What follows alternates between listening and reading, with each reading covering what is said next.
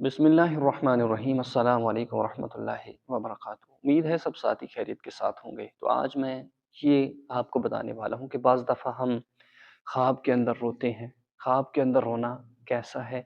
तो प्यारे साथियों, ख्वाब के अंदर रोना किस जानिब इशारा है? हर बंदा जो है इसकी ताबीर के बारे में जानना चाहता है। तो ज़रूर चैनल को सब्सक्राइब करें, वीडियो को लाइक ज़रूर कर दें। तो प्यारे साथियों, ख्वाब के अंदर रोना जो है ये तवील उम्र पाने की तरफ भी इशारा है।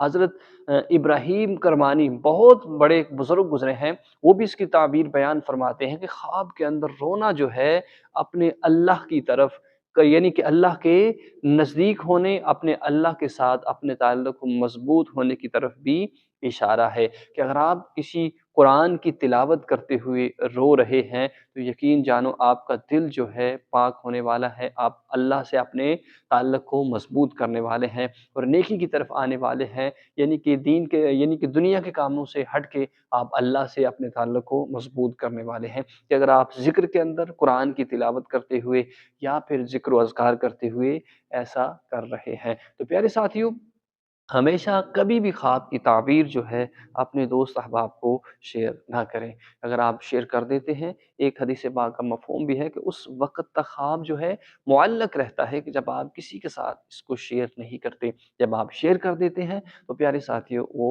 होकर रहता है। तो ज़रूर हमारे चैनल को सब्सक्राइब करें, वीडियो को लाइक करें और चैनल पर नए हैं तो प्यारे साथियों सब्सक्राइब कर दें और अपने अहबाब तक इसको शेयर भी कर दें। अल्लाह आपको खुश रखे।